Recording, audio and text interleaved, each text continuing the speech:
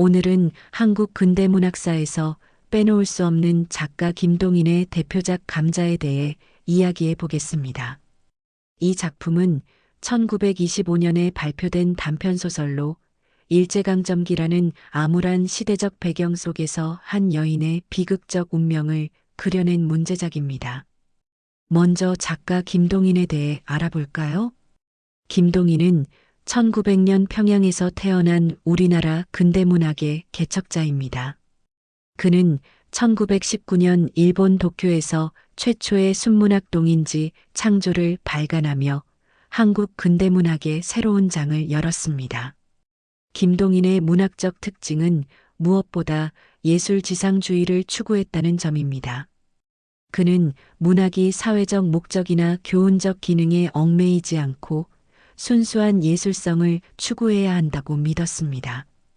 이러한 문학관은 당시로서는 매우 혁신적이었죠.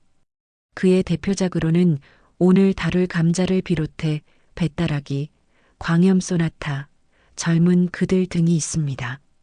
특히 감자는 그의 작품 중에서도 가장 논란이 많았던 작품 중 하나입니다. 이제 감자의 등장인물들을 살펴보겠습니다. 복녀. 소설의 중심인물인 복녀는 23살의 여성입니다. 그녀는 본래 평양의 기생이었지만 지금은 왕서방과 함께 살고 있습니다.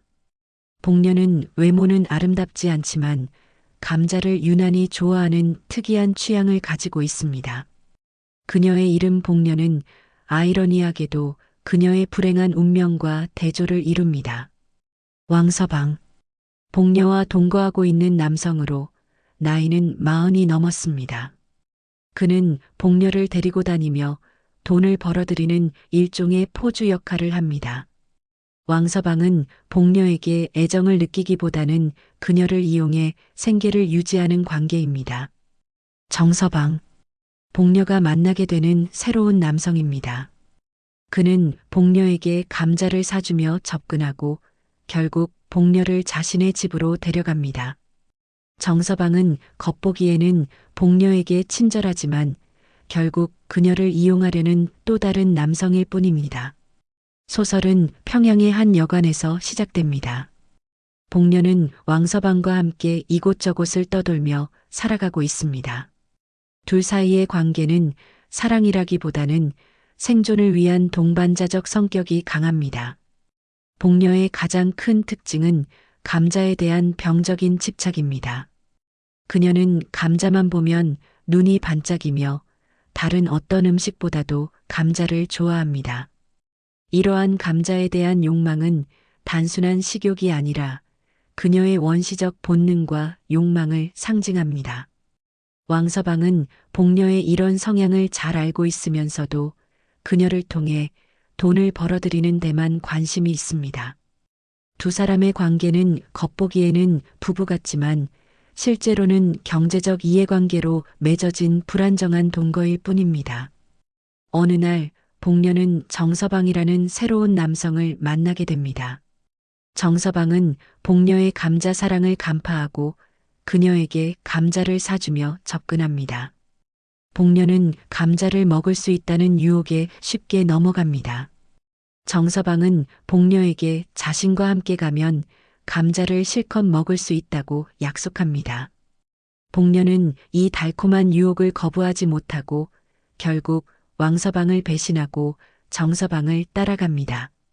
이 장면은 복녀의 단순하고 원시적인 욕망을 보여주는 동시에 그녀가 얼마나 쉽게 조종당할 수 있는 존재인지를 드러냅니다. 감자라는 소재는 여기서 복녀의 물질적 욕망과 생존 본능을 상징하는 중요한 장치로 작용합니다. 복녀는 정서방과 함께 그의 집으로 갑니다. 하지만 정서방의 약속은 오래가지 못합니다. 복녀가 기대했던 감자 잔치는 실현되지 않고 정서방 역시 그녀를 단순히 이용하려는 또 다른 남성일 뿐임이 드러납니다. 한편 왕서방은 복녀가 자신을 배신하고 떠난 것에 분노하며 복녀를 찾아다닙니다. 결국 왕서방은 정서방의 집에서 복녀를 발견하고 두 남자 사이에 갈등이 벌어집니다. 소설의 클라이맥스에서 복녀는 극도의 절망에 빠집니다. 그녀는 자신이 두 남자 모두에게 단순히 이용당하는 존재일 뿐임을 깨닫게 됩니다. 감자에 대한 욕망으로 시작된 그녀의 선택은 결국 더 큰 불행을 가져왔습니다. 마지막 장면에서 복녀는 자신의 처지를 한탄하며 절망합니다.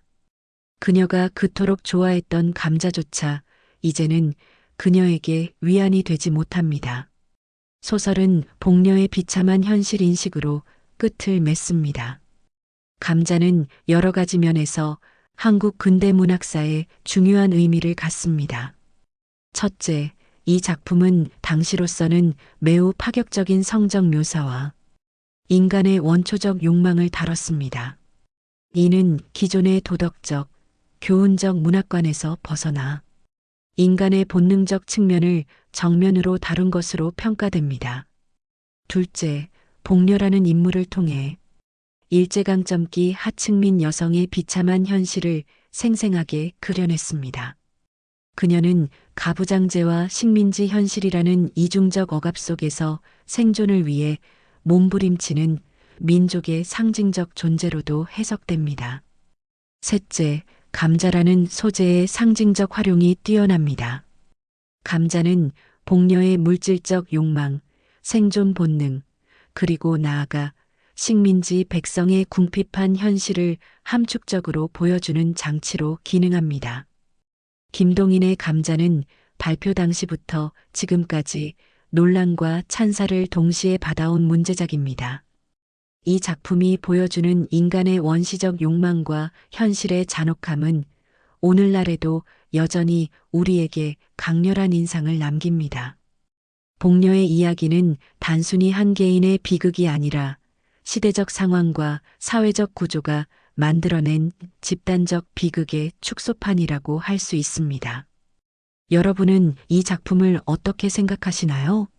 다음에는 또 다른 흥미로운 문학 작품으로 찾아뵙겠습니다. 구독과 좋아요 잊지 마세요.